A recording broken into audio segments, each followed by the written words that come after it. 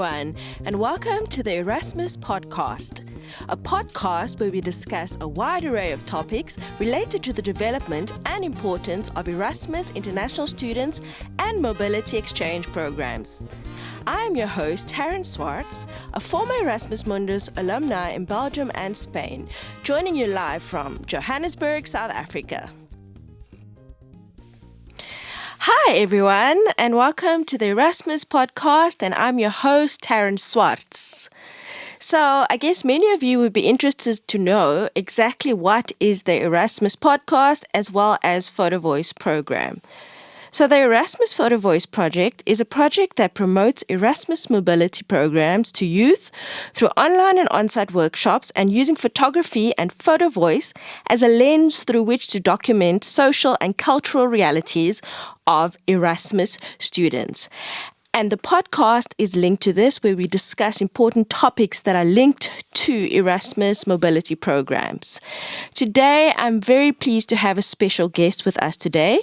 His name is Hlanganani. He's from South Africa, and he is a former Erasmus student who is going to be talking to us about his experience as an Erasmus student in Germany. Welcome, Hlanganani. Hello, Taryn. So as you know, I was an Erasmus student myself, where I did my master's at KU Leuven in Belgium, and then later I did postgrad research at the University of Granada in Spain. So for me, being an Erasmus student literally has opened the world for me. Can you tell us a little bit, where did you go, and briefly how your experience was? So I went to the University of HFWU. I can't necessarily pronounce it, but I was in Germany, Nüttingen, in the Baden-Württemberg state. I went there in 2019, and the university that gave me the opportunity to do so was the Cape Peninsula University of Cape Town. One of the best experiences of my life. I wish I could go back. I was only there for 3 months, but tons of experience. Plenty of new friends, and yeah, it was so much fun. Oh, wonderful. I can see from the smile on your face, Hlanganani, that it was quite a... Yes, I'm trying my best to hold myself back and not tell everything in the first question. But no, it was great. It was superb. Yes. So how about you take us back to the beginning? What was it like when you first heard you were going to do an Erasmus in Germany? So it all began... It began in 2019, as I had said, and we were all in class. One of our lecturers came in and informed us that there's an opportunity to go abroad, specifically Germany. And it was for the BTech students in the Commerce Department at CPUT. And at first, I wasn't interested. I was honestly just told myself, 2019, I'm just here to collect my distinctions, get my paper, and disappear. I had the... bullet mindset, or that narrow-mindedness that I just wanted to get this year over and done with. The lecturers had to convince us several times, became one lecturer, two lecturers, etc. And I had about 3 people come up to me and suggest that, hey, you're a strong student academically and you're a nice guy. I think this would suit you great. So I think at least the day before the close of submissions of applications, I went back home and I literally started writing my motivational letter, and they wanted a picture of me. So I drafted the motivational letter, and the next day I went to go get my picture taken and attach that and submit it at the office. I think about 2-3 weeks later, it was confirmed that about 4 of us, myself, Valencia Molifi, Justin, and Savannah Africa, were the successful, out of 100 students in the HR department, the 4 of us were the successful students within the HR department to partake in this program. We all went back home. We informed our parents about that we got selected. We were very ecstatic. I think we couldn't sleep for a good week. And our minds were just racing. Went home, told our parents, listen, we got this exciting opportunity to go to Germany, Europe.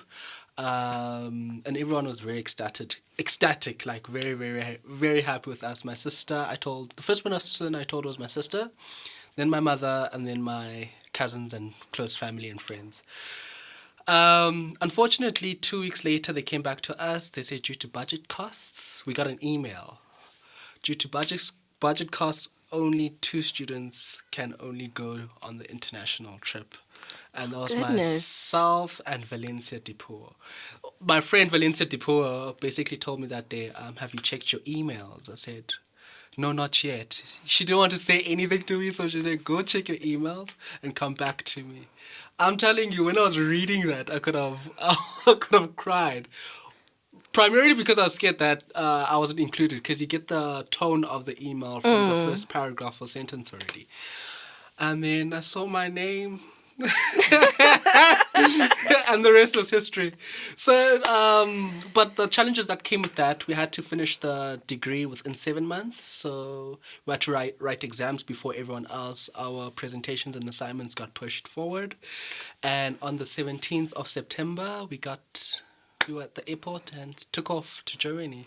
Oh, wow. So tell me, Hlanganani, so when you first arrived, for those of you who don't know, so Hlanganani was part of our online Erasmus photo voice project. So he submitted quite a lot of photos about his experiences abroad, very beautiful photos. Yeah. And so there was one particular photo that you sent that kind of talks about new beginnings. So could you maybe talk us through that photo and what were the first days like when you first arrived in Germany? So the first days, specifically the first 3 days were, I remember writing into my journal, the best day of my life, specifically this day 2. What happened was, I remember arriving at the airport, I forgot the name of the airport, but in Germany. One of the international students, or the local students from Germany, picked us up, myself and the 3 other ladies who were with me. They were from a different department, I believe marketing, if I'm not mistaken, entrepreneurship. And we're just looking around because we're in the car and we're looking at the roads, we're looking at the sky, we're looking at everything. It's the same. I remember writing down, it's the same but different. Very excited.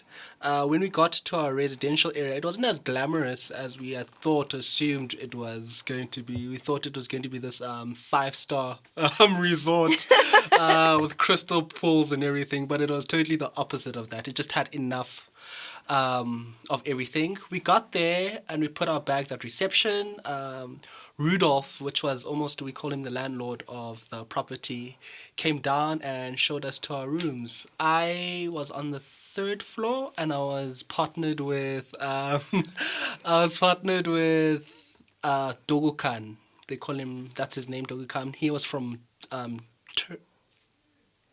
Turkey. Yes, he was from Turkey. Very sweet guy. We became very close friends. At first, we didn't know, of course, what to assume of each other. We just shook hands, and as the experience moved on, it was great. In regards to the picture about new beginnings and starts and full circles, it was a picture taken late into the evening, and it was taken maybe halfway through the experience. And we were walking back from the train station because we were at Stuttgart Center. We went on a late night going out with a group of internationals. And I stopped. I don't know. It was something about the empty streets. And you see this bus stop and Nuttigen. It's a picture of, basically, the bus stop has a background picture of Nuttigen, the entire city, and the church, the main church of that town. And it's this, everything else is dark. And you just see this one bright glow at the bus stop. And it just, first thing that came to mind was travel, because there's something about buses and I don't know, there was something about the bus stop that just reminded me so much of travel, and the fact that it was the city I was living in, or the town that I was living in, it kind of was almost an association, and the fact that I love pictures so much, and it was a picture of me taking a picture, I don't know, there was something that just clicked in that moment, that let me just take a picture, and it was the first picture I actually posted on social media of the trip, specifically on Instagram, of the trip. I just thought it was so powerful. And then as the story or journey became, of the collection of the photos I had, it was almost as if literally I was jumping into that bus stop picture. I'm entering Nuttigen, the actual city. And that's why you'll find that most of the pictures are black and white. So it's me almost going from real life into the past or into another world figuratively and literally. Because Germany, I've never been anywhere outside the borders of South Africa. So that picture in itself just encapsulated everything, the new feeling, the excitement, the start and the beginning almost. It also encapsulated the differences between my world, my old world, Cape Town, South Africa, and this new world, Europe and Germany. So there was so much, I don't know, heaviness. It's a picture dear to me. I didn't edit it much. Literally, I just a little bit of saturation. I tried not to play around with it too much, and I kept it raw as it is. And that's why that picture is so dear to my heart. I think it's the start of everything. Yeah, definitely. So when I look back at my own experiences, Yeah. for example, first arriving in Belgium, I can totally relate to you when you say it's like literally the best days of your life. Everything is so new and fresh and stuff. And then kind of reality sinks in a little bit because you kind of want to compare it to South Africa, but it's a totally different culture Very true. in a different part of the world, different continent, different language, different worldviews.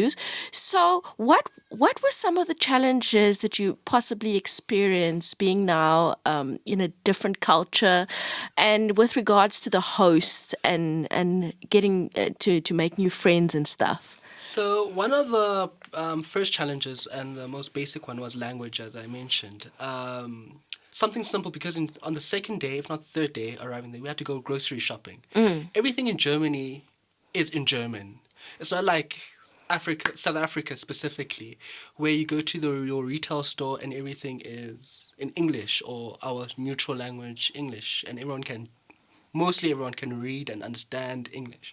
So you get to Germany and you don't know what's salt, what's sugar, you don't know, you can clearly see it's bread, but in terms of language, and is it gluten-free, is it, I don't know, organic or whatnot, the details of everything is very difficult. And then you realize, okay, I can't read this, so I need to either ask the person who's working there. You go there and you ask the customer service assistant, and he's also not so great in English. So that was the primary one of the challenges we experience, especially if you're trying to create friends and relationships and everything. I almost find myself almost speaking sign language, even though I don't know how to. So I'm trying to elaborate everything with my body and show everything. So eventually you get on and you pick up a few words like Dankeschön, thank you, Bitteschön, pleasure, Guten Abend, good afternoon, etc., etc. And then the other challenge was privacy. I want to say that because what really got to me mentally was, I think within the first, if not second week, I was already almost homesick because the only thing you have to yourself is, this room. And the second you step out, you almost have to represent your country, your family, and become almost Miss Universe, if I could say, and be sweet. And you can't necessarily be down or moody or anything. So the minute you get out, you meet people like the other residents and the other students who are from Germany or are internationals but doing a full-on 4-year course, and you're trying to build relationships. So you constantly had to be on and constantly always had to present your good side, your best side. And then the last was one thing, I'm trying to avoid it, but it was race, unfortunately. Being a black man, and I was the only black African man on the trip out of 80 total students from Jordan, America, South Korea, China, literally the only country that wasn't there was Australia. So specifically with race, I remember coming to Germany, and our stop was Amsterdam, getting off at the airport, and I was, out of the four of us, I was the one who got picked or pulled aside. Maybe I was sweating too much or whatnot, and I got checked. Literally, people were waiting when you leave the plane and you step out and you're about to go to the bags, there were like 6 or 4 cops waiting for me with a picture. Oh my goodness. And they were like, is this you? And I'm looking at this picture, and it's this dark guy who doesn't look nothing like me. And they interrogated me, and I was a bit nervous, and I'm dropping things around, so I'm also looking suspicious. So that was the first almost rude awakening. The other one was the nightlife, when we went out to the clubs and the nightlife there. I remember we were maybe 12 or 16 of us. Once again, the only African kid there. And you'd literally watch all of the other internationals go into the club, And when it got to me, they don't even speak to you. They just do this. So they push you almost to the side. Oh my goodness. And I could show them my passport. They didn't bother answering. I remember there was a girl, Morgan. She was from France, and she even tried to take my arm to act as if we were dating or anything like that. They picked it up. They pushed me to the side. Another experience was even at the university. The last experience was at the university semester opening party. This is where all the students come in to open the new year and everything. And it's packed. The line is long. It took us about 20 minutes to go in. And we enter the gate. When we enter, not the gate, but the door to enter the hall and everything. And there's securities or bodyguards. And I'm looking at everyone. Even the Valencia and Setu and my international colleagues are going in. And then it got to me once again. And I passed through. And then he was shouting something in German. So the girl in front of me was like, hey, she spoke English. Hey, turn around. The security guards are calling you. And I went back and they were like, student card. Show me your student card. Show me your passport. Whereas with everyone else, it wasn't required or applicable. But I was fortunate enough that I brought it that day because I already had the feeling that, it was there. And such things as going on planes. We remember going to Amsterdam once again and we stopped over at Hamburg, the stairs and the looks you get. That was the other challenge. But I won't lie, I'm not saying it was a really small portion, maybe 10% of my experience. Because we ended up, there was a lovely German family who almost took us in as our international children almost, and they introduced us and showed us places where the program itself wouldn't have taken us. The Pollings, Mr. and Mrs. Polling. And they showed us beautiful things. It was really a small facet, but the internationals themselves, they weren't racist. The friends and the people we met weren't, I wouldn't say racist or bigotry or anything like that. So those are my challenges. No, I can totally relate with that because, I studied South African international students in Belgium. And, unfortunately, there is still this kind of conception or misconception that the rest of the world has about Africa. And there's still, unfortunately, all this discrimination. True. Right? I mean, the media portrays Africa in a negative light, and many countries are not very knowledgeable about Africa as a continent. So, if I may interject there, even with current affairs, with the new Omicron virus, when it first came out, they shut down all the African countries, but only to discover that it was first discovered on their side, but we as the South African scientists were the ones to actually inform the world and help the world and say, hey, keep your heads up, but we were still pushed to the side or treated as, I don't know. And, it just makes one ask the question like, what is it, what can we do to kind of just give that positive reflection of our continent and our country? Because, I also had many people abroad.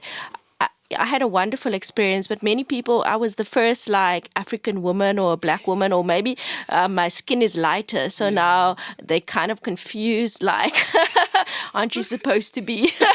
Are you African? Really? Are you African? Are you sure you're not from South America? Like, no, I'm pretty sure I'm African. I'm from Eastern Cape, Xhosa like land. I'm deep, pretty deep. I'm black. But unfortunately, and even I think it's a whole mentality regarding immigration and discrimination, because like even you see so many Africans maybe risking their lives at sea via boats to get into Europe. And everything is kind of still, there is still that colonialism that kind of exists, that unfortunately these barriers kind of need to be broken. So what would you say, what can we do as African international students to kind of just give a better, well, I mean, I really hate to say, I really don't want to say a better representation, because I don't feel like, why do we need to prove ourselves? But an authentic, genuine. But also, like, what solutions do you think we can have to possibly have a better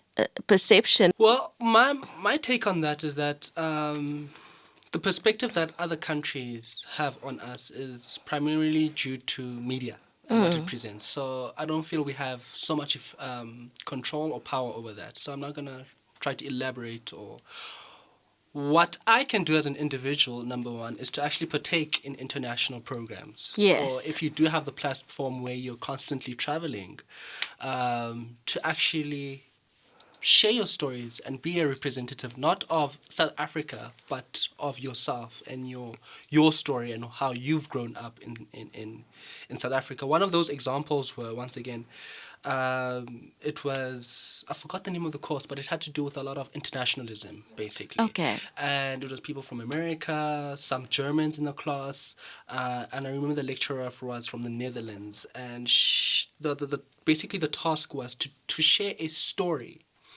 with the rest of the class where either it triggers an emotion in the other individual, whether it makes you cry, makes you laugh, makes you genuinely think. So about 5-6 students had the chance, out of a class of 30 maybe, had the chance to share their stories or their opinions their emotional stories. And the last person to speak was myself. And the story I decided to share, and it's a very sensitive story towards our culture, was the story of initiation, also from boy to man. And I shared that first day as to what transpired on my first day in the bush, per se. Yeah. And I explained the squatting and the mourning and the intensity. It was quite detailed, but I cut it off when the circumcision happened. So stood up and I could tell there was the silence in the room. You could drop a needle and you could hear it. And they were just in awe of the whole experience, because after you share your story, this class has to ask questions. It was the moment where they were too scared to ask questions, but they started opening up. What was the environment like? Would I take my child to initiation school, etc., etc. So I'm not trying to drift off topic, but what I'm trying to say is, if you are given that opportunity to go abroad or to go internationally, you need to be open and genuine about your stories and how you grow up and how is it like growing up in South Africa or this country, because they might assume that there's lions and stuff walking around and stuff, and you have to explain to them we have beautiful places in South Africa. We've got our Cape Towns, we've got our Eastern Cape, we've got really beautiful gems in there. And for me, the best way is to tell your story and tell it to the best of your ability. So when you do meet other people internationally or abroad, they'll always remember you and they'll always remember your experiences as well, as if they lived them but they didn't. That's what we can do. Don't go abroad and try to fit in or try to blend in or try to be bougie if you're not bougie, or try to act rich and do things. Genuinely just be yourself. Teach them your African language, a word or two. Show them a dance. Cook for them. That's another thing we do. True. Almost open like doors and peeks into your culture, where you introduce them and think, this is our people. And honestly and genuinely, after I left, people were in tears because we understood it would be a very rare chance to us meet again. And they fell in love, not just with me, but they genuinely fell in love with who we are, personalities, not necessarily what we were wearing or how we spoke or anything. Genuinely fell in love with the person. And our stories. I think honestly the best thing we can do, if you are given the opportunity to travel, share your story. Honestly, you can't do nothing about the media. The media will always decide to show the starving child with the fly on the face. But if you are in America and you do meet other Americans, then that's your opportunity to change the narrative. That is so true. I totally agree with you, hey? Like, use your opportunity, because you ultimately become an ambassador. Yes, exactly. That's exactly what you are. And that's what they called us, CPUT ambassadors. But honestly, like, and that pressure, that's what, you shouldn't go there with the pressure of, oh, I'm representing my country or my school. You're representing yourself at the end of the day. They're not going to say, oh, his parents are terrible. They're gonna say, Hlanganani's parents, Hlanganani is, he's not a good guy, for example. But if they see that this guy has so much love, My experience, because I'm a musician, kind of, music crosses boundaries, and so in certain ways, sometimes making friends was a little easier because I would be able to play in a band or right. But I did notice.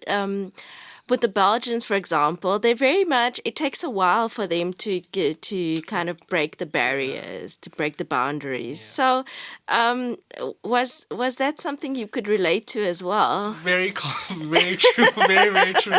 And we talk about, there was a topic we talked about, is it associated to the weather or to the atmosphere? Because Germany or Europe in itself is very cold, very grey most of the time of the year.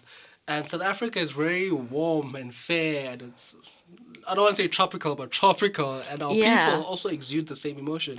Very open, very lively, very in your face. It's either we click or we don't.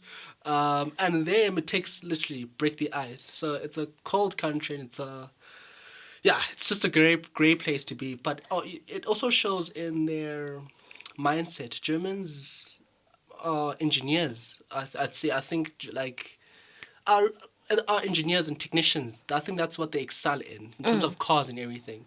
For example, when I first came there, I remember opening the window. I think I shared this before. Yeah. I remember opening the window. I really still today can't believe it could open like from 3 different sides, and my heart was shook. It's just something simple as that shows you the mentality or the way they think. They're very organized, very straightforward. They can be very blunt. Another experience I had in terms of the whole icebreaker, we were in HR management. That was one of our classes, and we were the only maybe less than 5 international students in that class, and the rest were just Germans. And we were there for 3 months. I'm telling you, it took us 2 months before we actually had classmates to actually genuine and friendly. And I remember even trying in the first week already, trying to greet people, and they tried to put us in groups, but they were very standoffish, not rude, but very distant, and they speak their German and they don't associate with us much. It was only when we had to do a group project together and when we had to present where they're like, hey, actually, I like these South Africans or these international students. We made friends with Fabian, Lorraine, and they took us out to the Christmas market actually. And they showed us around, and we developed strong bonds. And I remember wearing his jacket once at his home, and he invited us to his room and stuff.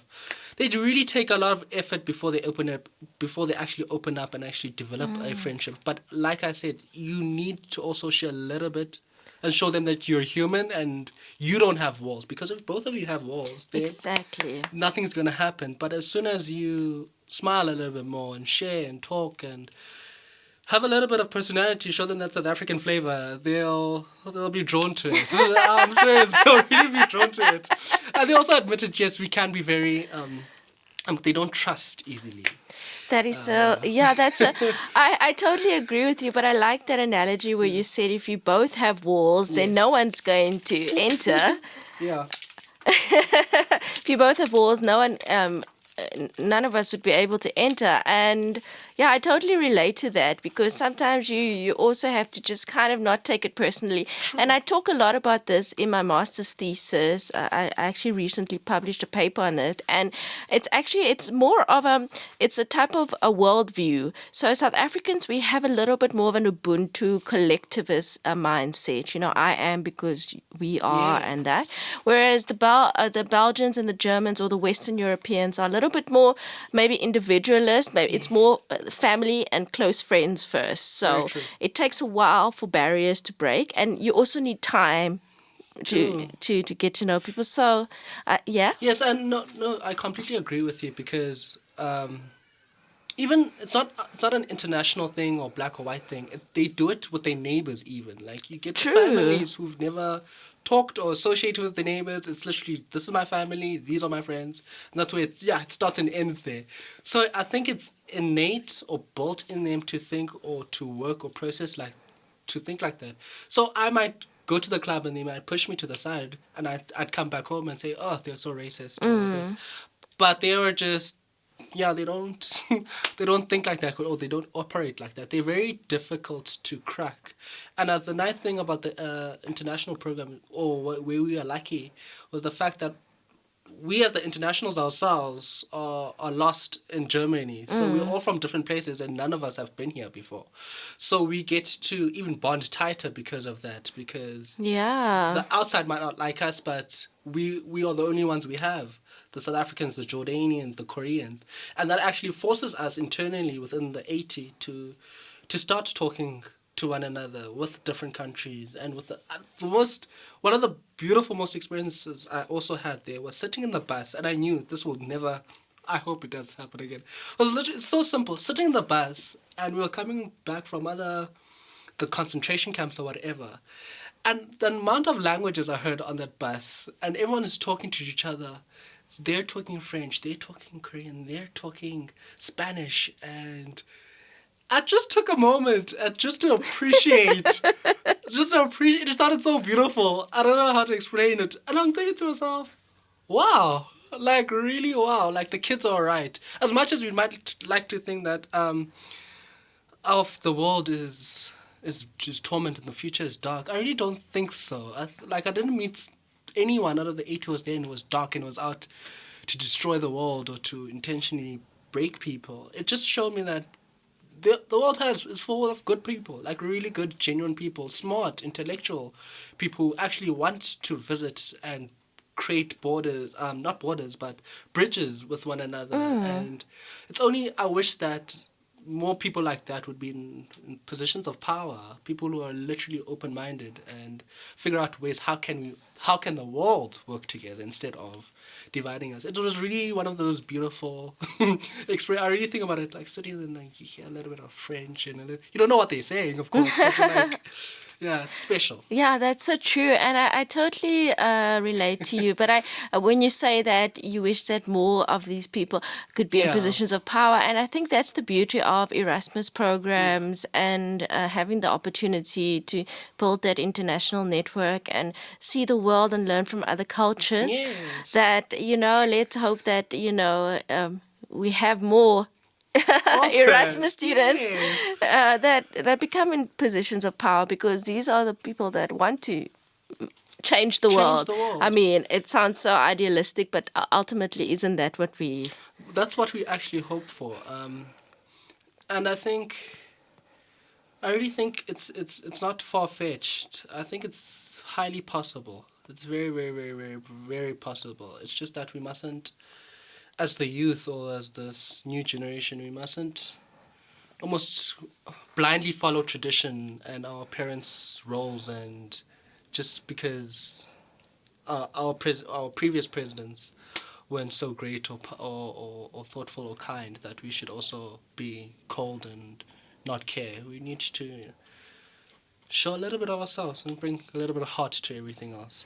Yeah, That's where that I takes us. really Yeah. love that. I really so. Hlanganani, so you were one of our participants for the Erasmus Photo Voice project. Yes. And it was just so wonderful having you as one of the participants. So tell us, what was this experience like for you? What did you learn from the workshops? And what was your favorite part about it? So this was a really, really, really fun and exciting experience for me. Photography, and I want to start off, is my passion. If I had a magic wand, I wouldn't be in HR, I would be in photography. I would have taken a totally different route, only if it clicked earlier in my life. I have a huge passion for photography. And I've never gone to a photography course or class or gotten any type of feedback even or training. So this was, honestly, when I got the email, I saw it as an opportunity to learn genuinely and see what qualified professionals and people actually see or look for in a good photo, or what I can improve in my images. And to just get honest, genuine feedback, because you might take a picture of a flower, for example, and everyone will say, oh, it looks pretty. Oh, I don't like, it's too dull, or you never really get constructive criticism. You don't get strong feedback. That's what I loved about the Photo Voice program. I got really good insight, and I learned a lot about the history of photography. I learned that my work is actually similar. People that don't even know, joke or something like that, that it was similar to, I could actually, I'm doing a good job. This is what I'm, because my work, literally you guys said, your work looks very similar to, oh, you made me realize that my work is quite similar to person A or person B. Yeah. That you like the fact that the image was taken at a different angle from the top view, and I didn't think about that. Because most of my pictures are very eye level, and it makes me think maybe the next time I take a picture, change the angle of it, or maybe stop taking so many black and white photos, try something brighter and more colorful, and learning from the other passionate photographers as well, and seeing their point of view and light, it almost motivated me to almost work harder as well, because you can always also get into this box thinking that my work is the best, or I don't need to learn anything from anyone else, and then you start listening and seeing what they're producing, and you're like, actually, she's right or he's right, or I should try that next time. And most importantly, it's building networks. Like, I wouldn't be here if it wasn't for you, Taryn. So it's building networks and friendships that might stand the test of time, or you might learn something. Like today, even. It's my first time in the studio. So good things happen from those kind of moments.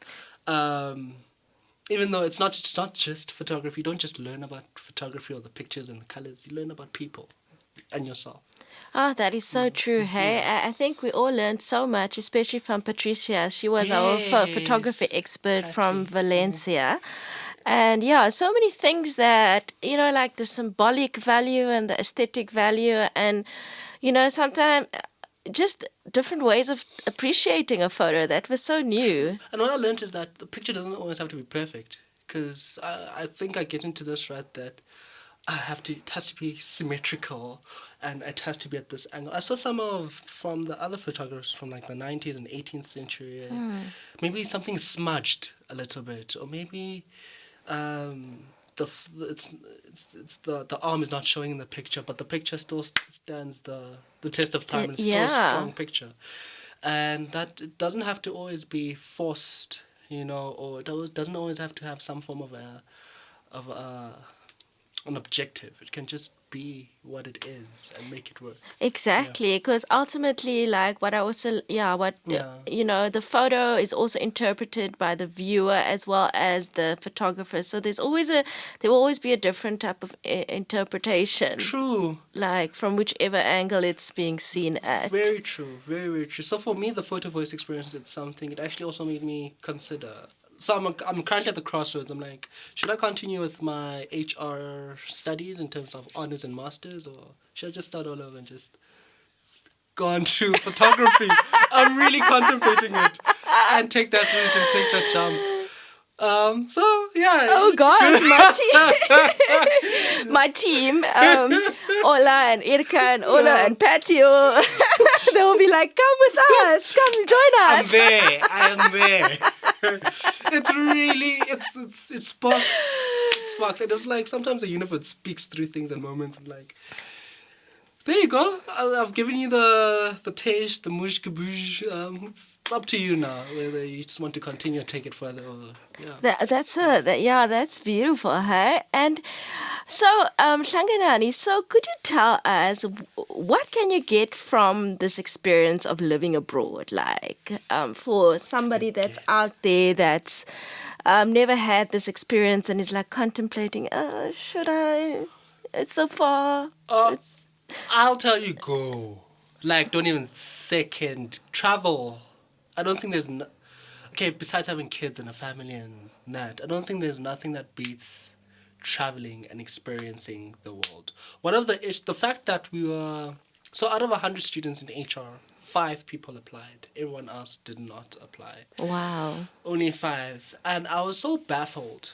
I was really baffled. I asked questions because you had to have an X amount, like 30,000 Rand, just as your backup Yeah. there to go. And I was so baffled as to why only... That's literally 5% of the whole department that I applied, and you get not excuses or reasons such as culturally, the food that's there it won't a Muslim, or financial reasons, or it's too far, or no, I just want to study this year. Even my reason, I literally, for the fact I applied last minute, was just my thought process was, there's no way this is coming to me. I don't know why. It was just that thought.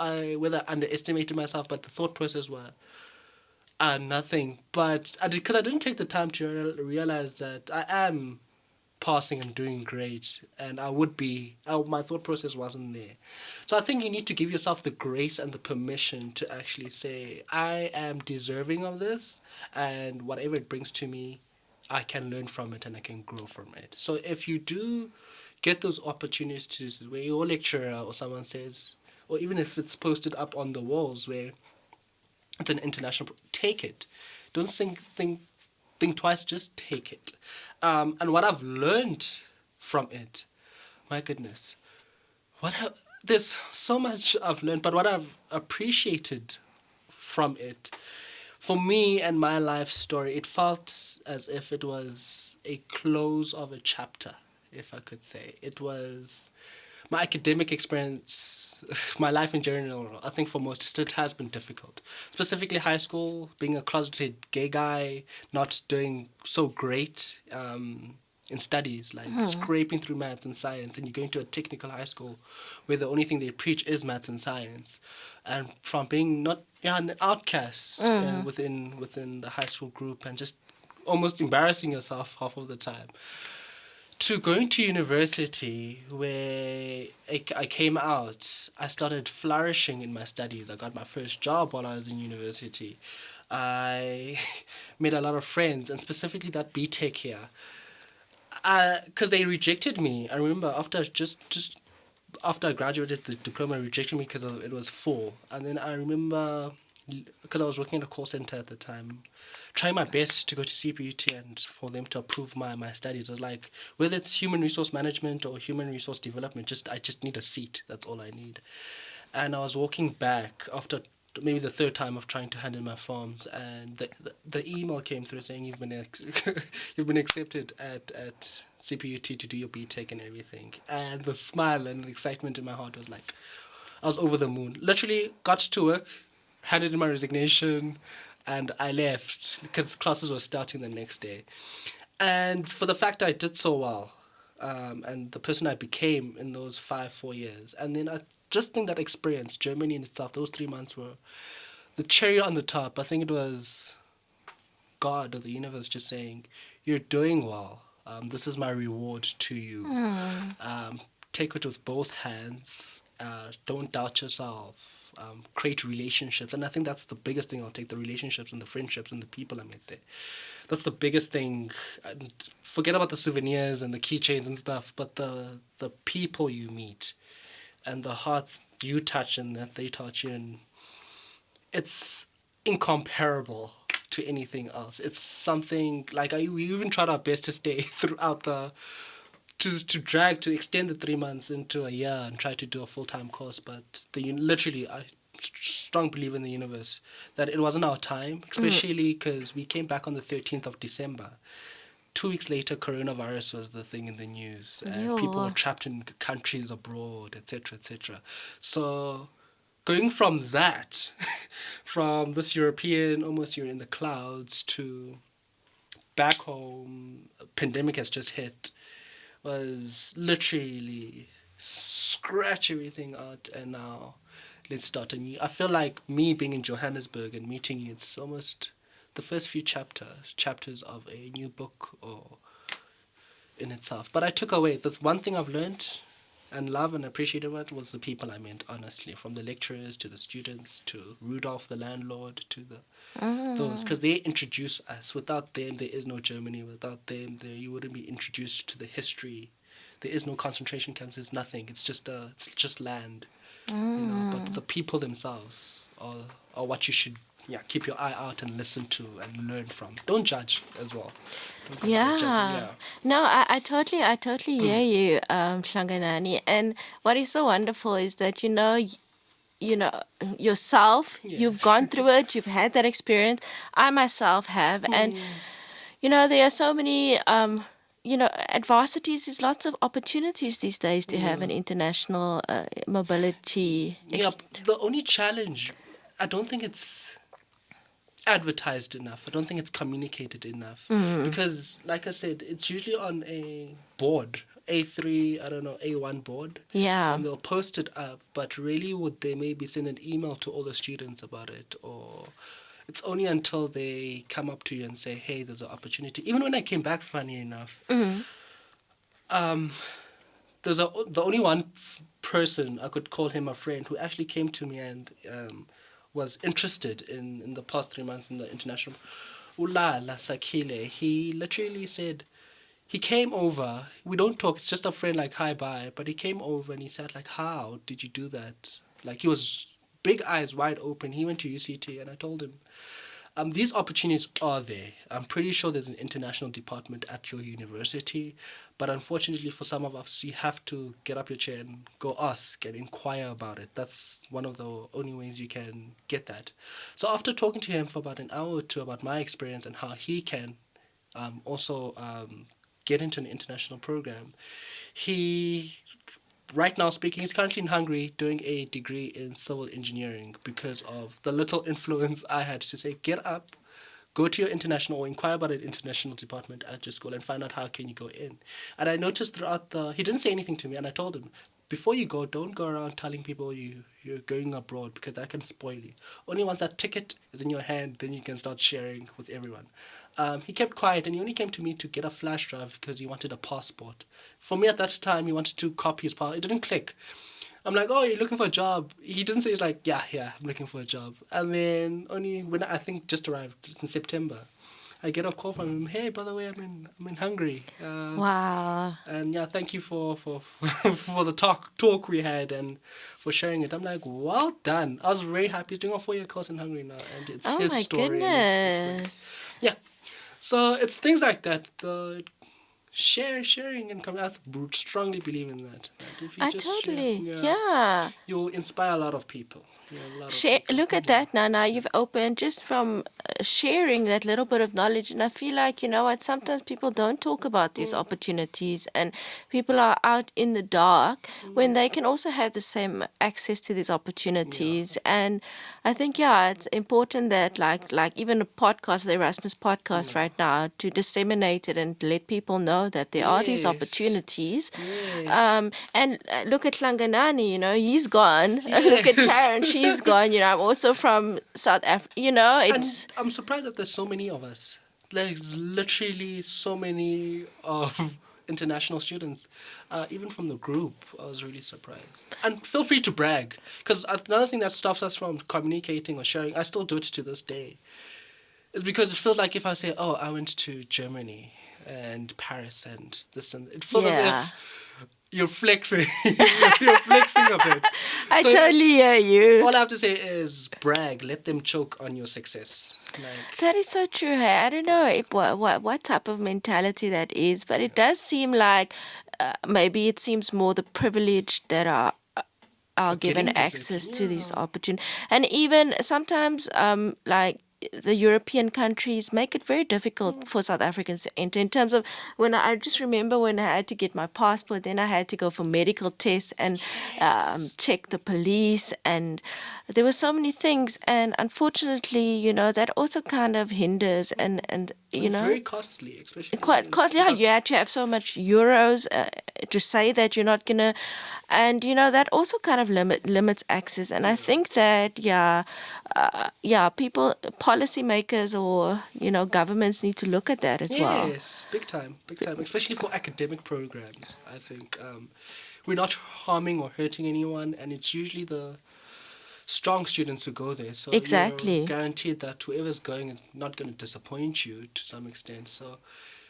they really need to look into that and make it more streamlined and easier for their students to do that. I think I think it should be part of the program itself, and not necessarily say, if you come to my university in the third year or final year, you'll get an opportunity to go abroad, but to actually look at those students and say, 1, 2, 3, yeah, come to my office. We need to talk, That's so true. yeah. So, Hlanganani, we've almost come to the end of the podcast. It's been so wonderful chatting to you. Beautiful. So, I wanted to know from you just a little bit about your roots. You know, you're from South Africa, and what would you like to tell the rest of the world about South Africa? Come to South Africa. Good Come to one. South Africa. One thing, and if you do visit South Africa, I prefer the coastal lines. I love Cape Town with all my heart. I wasn't born in Cape Town. I was raised in Cape Town for 16 years of my life. But it has so much. Okay, they always say it is one of the most beautiful countries in the world, right? In the world. Cape Town, it feels like you have multiple different countries in one city. So you have your beaches, your coastal lines from your Camps Bay, Hermanas, Knysna, all of that garden route almost. You have your mountains for hiking, outdoorsy kind of vibes. You have your musicians and your arts and culture activities that go on a weekly basis. We have something in Cape Town called First Thursdays, where we're in town, you could say maybe the Johannesburg CBD, all the art galleries are open for free, they hand out wine, and it becomes almost like a social event where you get to experience different and new things. You get your malls, you have everything, and it's very, if you're coming from abroad, chances are it's cost effective due to our currency and everything. And I'd say we're very rich in culture and history, and we're proud of our history. One thing, if I could go back a little bit about Germany, every time we spoke about Hitler, and they try to avoid, especially the kids are fine, but the older generation trying to avoid that discussion. They try to hide it and keep it under the carpet. Where with us, it's something we're proud to share and talk about and show and take you to different places. You've got Robben Island in Cape Town. Joburg, I'm still trying to figure out and see what is there. It's very difficult, especially when it's an 80% of your time is just work. So it's trying to find those moments to actually experience the city authentically and genuinely. I'm still trying to get there, but you need to come to South Africa. Some of the most warmest and friendliest and beautiful people you ever come across, and one of the most beautiful cities and places you'll ever go to. So Waza. Lala. You guys need to come. Oh, Definitely. wow. Now I want to come to South Africa. and I'm South African. Let's come. A little bit of travel. Definitely spoil yourself. I think, I'll retire. I'd love to live abroad, but I'd love to retire back home, come back home. And that's so true, hey? Like, home is where the heart is. We really have a soul and a heartbeat in South Africa that's just so beautiful. And we might have all our challenges, but, at the end of the day, home is home. Yeah, beneath the whole media circles and news, there's people here. There's culture, there's depth, there's love, there's emotions, there's fun. So, Hlanganani, any last words of advice, motivation, encouragement for anyone out there that, that also wants to go on this journey? And yeah, I just want to start off by saying thank you, Taryn. Thank you so much for this opportunity. Hopefully one day I can interview you about your Belgium and Spanish experience. I'd really love to hear a lot anytime. About that. Please. My only words of encouragement is don't be afraid of change and growth, because with change comes growth. And take that leap. Take that leap and book that ticket, save up. And I'm not saying book a ticket to Europe. It starts small. It starts with going to a new restaurant. It starts with going to a new city, province. Africa even is beautiful. So travel, try new things, experiment. You're only here for a limited time. Make sure you create so many memories.